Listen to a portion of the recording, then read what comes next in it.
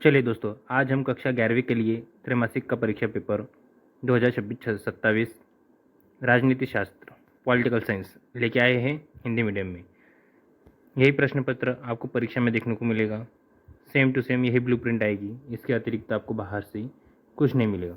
चलिए सबसे पहले सही विकल्प की ओर चलते हैं। मौलिक अधिकारों के संशोधन में सक्षम है। आप सभी को पता होना चाहिए मौलिक अधिकार के संशोधन में सक्षम कौन है? संसद। नंबर 2, निर्वाचन आयोग का गठन किया गया है। निर्वाचन आयोग का गठन किस अनुच्छेद के तहत किया गया है? 324 के तहत।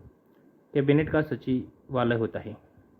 आप सभी को पता होना चाहिए कैबिनेट का सचिवालय कौन होता है? इसका आंसर होगा महासचिव। चलिए आगे चलते हैं। राज्यसभा में कितने सदस्य राष्ट्रपति द्वारा मनोनीत किए जाते हैं? राष्ट्रपति द्वारा कितने सदस्य मनोनीत किए जाते हैं? टोटल 12। समानता की अवधारणा में शामिल नहीं है। विशेष योग्यता का अवसर। समानता की अवधारणा में शामिल नहीं, विशेष योग्यता का अवसर। दिव्यांगजन व्यक्ति अधिनियम कब पारित किया गया? आप सभी को पता होना चाहिए 1995 में दिव्यांगत व्यक्ति अधिनियम पारित किया गया।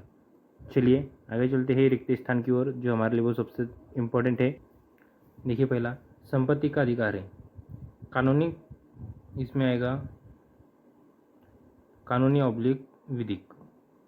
संपत्ति का अधिकार सभी के लिए है। चलिए अगला, चुनाव आयोग की स्थापना कब हुई थी? किस वर्ष में हुई थी? 1950 में। आपको दिनांक भी पता होनी चाहिए।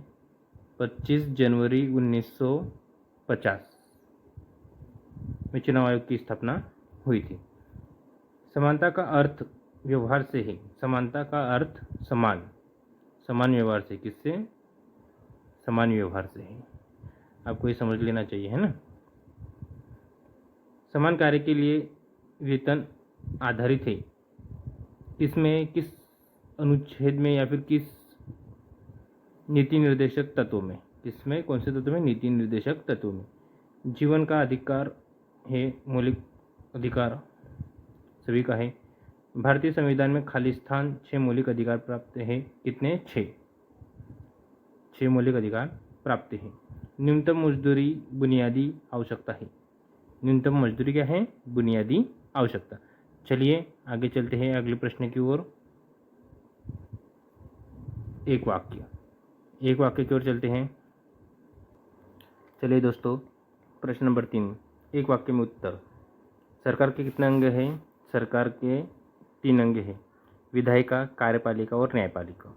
विधायिका, कार्यपालिका और न्यायपालिका।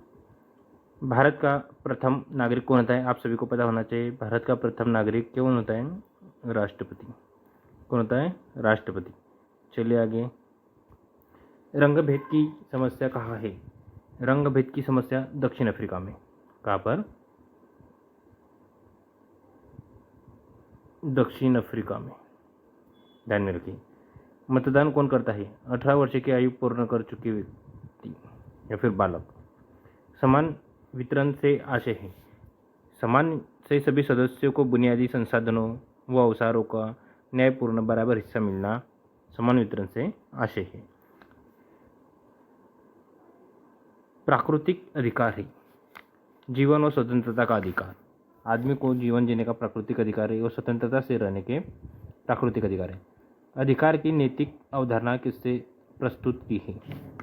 किसने प्रस्तुत की? Immanuel Kant. मैं आपको लिख देता हूँ,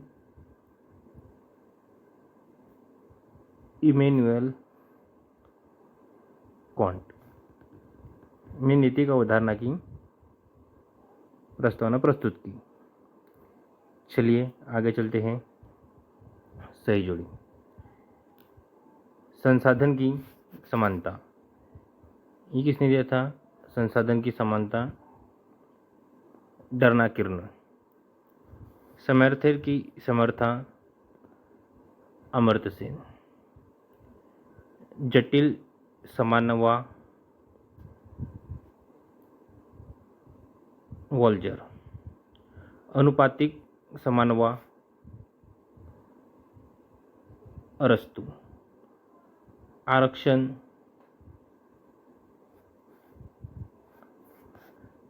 आपको पता ही होगा, भारत। 6 अनुच्छेद 14 विधि के समक्ष समानता है, आपको पता होना चाहिए ये सब। चलिए आगे की ओर चलते हैं। सत्य असत्य की पहचान कीजिए। लोकतंत्र में चुनाव आवश्यक नहीं है।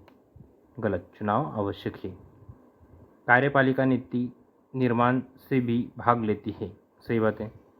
लोकसभा में बहुमत जानने का एक प्रमुख उपाय अविश्वास प्रस्ताव है। ये भी सही है। समानता का अर्थ समान व्यवहार से है, नहीं। न्याय में तमाम लोगों की भलाई होती है। सही बात है। शिक्षा का अधिकार मौलिक अधिकार है। ये भी सही है। चलिए आगे चलते हैं, प्रश्न की ओर चलते हैं। हमारे इम्पोर्टेंट प्रश्न जो परीक्षा में आते हैं और इसी में से ही आएगी 100% गारंटी के साथ। लोकसभा व विधानसभा सदस्य के लिए क्या योग्यता है? चुनाव लड़ने के लिए क्या क्या योग्यता लगती है? मंत्रिपरिषद का प्रधान कौन होता है? सबसे इजी, इम्पोर्टेंट और आसान क्वेश्चन है। राज्य का वास्तविक प्रधान कौन है? दल बदल क्या है समझाइए। इम्पोर्टेंट प्रश्न, दल बदल बार बार पूछा जाता है। संसद में शून्यकाल भी बार बार पूछा जाता है। जो बार बार पूछे जाते हैं मैं उन पर सर्कल लगा दे रहा हूँ। राजनीति क्या है? समानता क्या है? स्वतंत्रता क्या है? आप चाहो तो इसका स्क्रीनशॉट ले सकते हैं। सबसे इम्पोर्टेंट प्रश्न है और बार बार पूछे जाते हैं। राजनीतिक सिद्धांत क्या है? इम्पोर्टेंट प्रश्न। समाजवाद समानवा का आधार है, समझाइए। समानता का सकारात्मक पहलू क्या है? आर्थिक न्याय क्या है? इम्पोर्टेंट प्रश्न है बहुत। निष्पक्ष न्याय से क्या आशय है? चलिए आगे प्रश्न नंबर हमारे जो कंटिन्यू चल रही 2 नंबर वाली उनको सॉल्व कर रहे हैं। सामाजिक न्याय का है। सामाजिक न्याय क्या है वो बताना है। बुनियादी आवश्यकताएं, मानव अधिकार क्या है? मतदान को समझाइए। मतदान को समझाइए। दल बदल क्या है? ये भी हो गया है। साधारण विधेयक क्या है? दल बदल देखिए फिर से आ गया है, बार बार पूछा जाता है, इसलिए मैं आपको कह रहा हूँ दल बदल वाला अच्छे से याद कर लीजिए। निर्वाचन घोषणा पत्र, निर्वाचन आयोग के प्रमुख कार्य क्या है? मंत्रिपरिषद का प्रधान कौन होता है? देश में शासन का कार्य कौन मिलकर करता है? विधायिका सांसद के 3 प्रमुख कार्य लिखिए।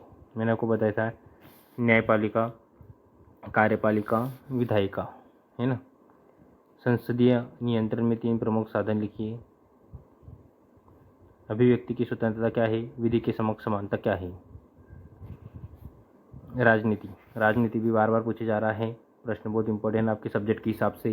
राजनीति के सिद्धांत में कौटिल्य की भूमिका, ये भी इंपॉर्टेंट है। दोनों और है तो आप राजनीति का पढ़ लीजिए, तो आप दोनों में से कोई भी सवाल आसानी से कर सकते हैं। राष्ट्रपति के विशेष अधिकार को समझाइए।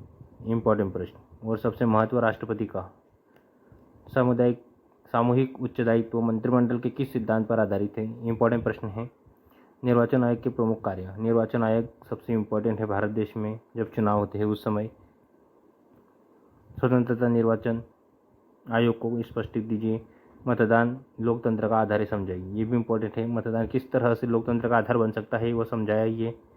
भारतीय संविधान सभी को प्राथमिक शिक्षा पाने के लिए अधिकार की गारंटी देता है ना। ये तो सभी को पता ही होगा।